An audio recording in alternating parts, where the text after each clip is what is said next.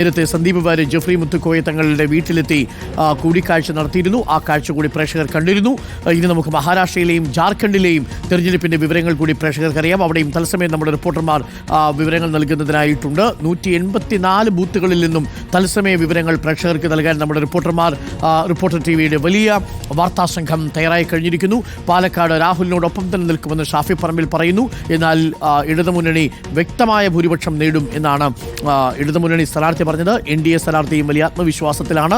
3 മുന്നണികളും പരമാവധി വോട്ടർമാരെ ബൂത്തിലെത്തിക്കാനുള്ള ശ്രമമാണ് നടത്തുന്നത്. നോക്കൂ, പ്രായമേറിയവർ ഇപ്പോൾ വോട്ട് രേഖപ്പെടുത്തി മടങ്ങുന്ന കാഴ്ചയാണ് പ്രിയപ്പെട്ട പ്രേക്ഷകർ കണ്ടുകൊണ്ടിരിക്കുന്നത്. കണ്ണകി HSS ഒരു പ്രശ്നബാധിത ബൂത്താണ്. അവിടെ നിന്നും VS രഞ്ജിത്ത് നമുക്കൊപ്പം ചേരുന്നുണ്ട്. VS രഞ്ജിത്ത്, കണ്ണകി MS സ്കൂളിൽ ഇപ്പോഴും സമാധാനപരമായി തന്നെ വോട്ടെടുപ്പ് പുരോഗമിക്കുകയാണ്. ആ പ്രദേശങ്ങളെല്ലാം BJPക്ക് വലിയ ഹോൾഡുള്ള വലിയ സ്വാധീന മേഖലകളാണ്. ഈ മൂത്താന്തറയിലെ ഈ കണ്ണകി MN സ്കൂളിൽ നിൽക്കുന്ന പ്രദേശങ്ങളടക്കം RSSന്റെ അടക്കം വലിയ സംഘടനാ ശേഷിയുള്ള വലിയ വേരോട്ടമുള്ള പ്രദേശമാണ്. അവിടെയൊക്കെ ഇപ്പോൾ എങ്ങനെയാണ് പോളിംഗ് പുരോഗമിക്കുന്നത്? കനത്ത പോളിംഗ് ആണോ നമ്മൾ കാണുന്നത്?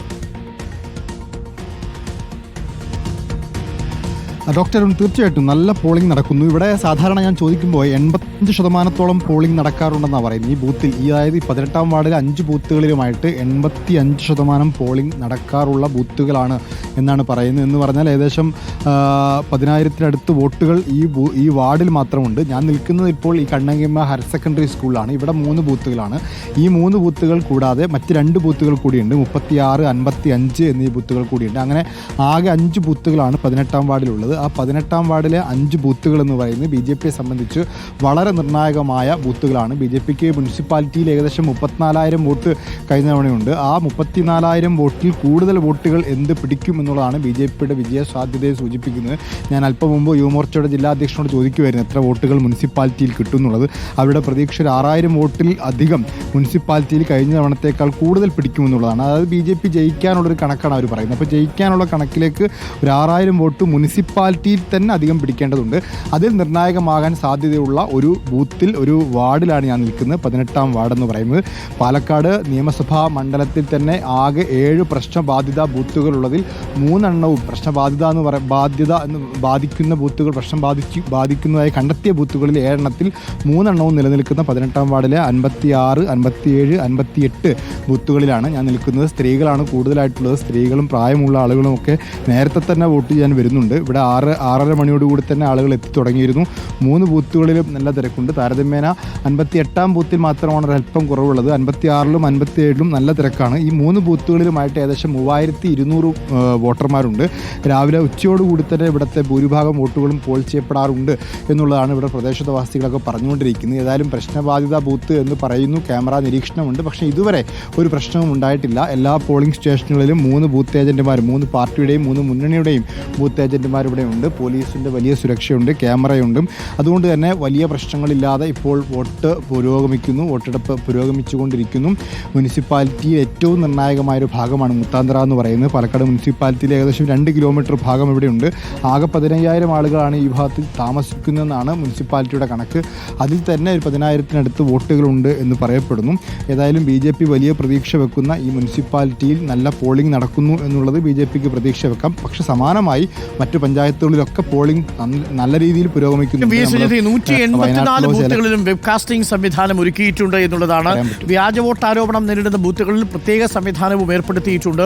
അവിടെ ബൂത്ത് ലെവൽ ഓഫീസർമാരും വളരെ വിജിലന്റ് ആണ്. ഏതെങ്കിലും തരത്തിൽ വ്യാജ വോട്ട് രേഖപ്പെടുത്തി എന്ന് കണ്ടാൽ ബൂത്ത് ലെവൽ ഓഫീസർമാർക്കടക്കം നടപടി വരും എന്നാണ് കളക്ടർ പറഞ്ഞിരിക്കുന്നത്. അതുകൊണ്ട് തന്നെ ഈ വ്യാജ വോട്ടർമാരെ പരമാവധി വോട്ട് ചെയ്യിപ്പിക്കാതിരിക്കാനുള്ളൊരു ശ്രമം ഉണ്ടാവും.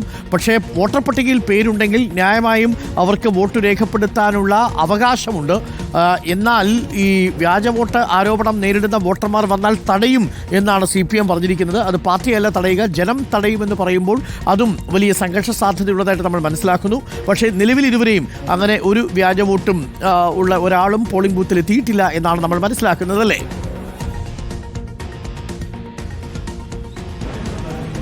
തീർച്ചയായിട്ടും അത്തരത്തിലൊരു ആരോപണവും ഇതുവരെ ഉന്നയിക്കപ്പെട്ടിട്ടില്ല. ഇവിടെയുള്ള 3 ബൂത്തുകളിലും 3 പാർട്ടിയുടെയും ബൂത്ത് ഏജന്റുമാരുണ്ട്. സ്വാഭാവികമായിട്ടും വ്യാജ വോട്ടുകളോ കള്ള വോട്ടുകളോ അല്ലെങ്കിൽ ഇരട്ട വോട്ടുകളോ ഒക്കെ ശ്രദ്ധയിൽപ്പെട്ടാൽ അത് ശ്രദ്ധയിൽപ്പെടുത്തേണ്ടത് അത്തരത്തിലുള്ള ബൂത്ത് ഏജന്റുമാരാണ്. ഇപ്പോൾ BJPക്ക് സ്വാധീനമുള്ള ബൂത്ത് എന്ന് പറയുമ്പോഴും ആ ബൂത്തിൽ മറ്റു പാർട്ടികളുടെ ബൂത്ത് ഏജന്റുമാരും ഉണ്ട്. ആ ബൂത്ത് ഏജന്റുമാർക്ക് ഇവിടെ ഒബ്ജക്ഷൻ ഉന്നയിക്കാനുള്ള അവസരവുമുണ്ട്. അപ്പോൾ അതുകൊണ്ട് നേരത്തെ നമ്മളോട് സൂചിപ്പിച്ച നേതാക്കളൊക്കെ പറയുന്ന ഇവിടെയൊക്കെ ആർക്കും വന്ന് പരിശോധിക്കുക ഇവിടുത്തെ വോട്ടർ പട്ടിക എന്നുള്ളതാണ്. ഏതായാലും സുതാര്യമായ തെരഞ്ഞെടുപ്പ് ഉറപ്പുവരുത്താനുള്ള എല്ലാ ഒരുക്കങ്ങളും തെരഞ്ഞെടുപ്പ് കമ്മീഷന്റെ ഭാഗത്തും ഉള്ളതുകൊണ്ട് തന്നെ നിലവിൽ ഇതുവരെ ഒരു ആരോപണങ്ങളും ഇവിടെ ഒരു പാർട്ടിയുടെ ഏജന്റുമാരും ഉന്നയിക്കപ്പെട്ടിട്ടില്ല. സമാധാനപരമായി തന്നെയാണ് പോളിംഗ് ഇപ്പോൾ പുരോഗമിച്ചുകൊണ്ടിരിക്കുന്നത്. ഇപ്പോൾ ഓരോ ബൂത്തിലെയും കാഴ്ചകൾ വോട്ടർമാർ ആവേശത്തോടുകൂടി പോളിംഗിന് വേണ്ടിയിട്ട് എത്തുന്ന കാഴ്ചയാണ് കാണുന്നത്. അവരുടെ മനസാക്ഷിയുടെ സമ്മതിദാനാവകാശം വിനിയോഗിക്കാൻ, അവർക്ക് ഇഷ്ടപ്പെട്ട സ്ഥാനാർത്ഥിക്ക്, അവർക്ക് ഇഷ്ടപ്പെട്ട പാർട്ടിക്ക് വിനിയോഗിക്കാൻ വേണ്ടി സമാധാനപരമായി അവർ വോട്ട് ചെയ്യുന്നു. ഒരിടത്തും പ്രശ്നങ്ങൾ റിപ്പോർട്ട് ചെയ്തിട്ടില്ല. 88 നമ്പർ ബൂത്തിൽ മാത്രം തുടക്കത്തിൽ ഡിസ്പ്ലേ എറർ എന്ന് കാണിച്ചിരുന്നു. അത് പിന്നീട് രണ്ടാമത്തെ മെഷീൻ കൊണ്ടുവന്നപ്പോൾ VVPAT വർക്ക് ചെയ്തിരുന്നില്ല. അവിടെയാണ് ഡോക്ടർ P. സരിൻ വോട്ട് രേഖപ്പെടുത്തേണ്ടിയിരുന്നത്. അതിനുശേഷം ഏകദേശം 40 മിനിറ്റോളം ക്യൂവിൽ നിന്നതിന് ശേഷം ഡോക്ടർ സരിൻ മടങ്ങുകയും ചെയ്തു. ഇനി ഡോക്ടർ സരിൻ തിരിച്ചു വന്ന് അവിടെ വോട്ട് രേഖപ്പെടുത്തും. അവിടെ വീണ്ടും അടുത്ത മെഷീൻ എത്തിച്ചതോടുകൂടി കാര്യങ്ങൾ സുഗമമായി നടക്കുന്നു. ഒരിടത്തു നിന്നും സാങ്കേതിക പ്രശ്നങ്ങളോ മറ്റ് സംഘർഷങ്ങളോ റിപ്പോർട്ട് ചെയ്യുന്നില്ല എന്നുള്ളതും വളരെ സന്തോഷകരമാണ്. വളരെ മാതൃകാപരമായി പാലക്കാട്ടെ വോട്ടർമാർ വിധി എഴുതി തുടങ്ങിയിരിക്കുന്നു. ആദ്യത്തെ മണിക്കൂർ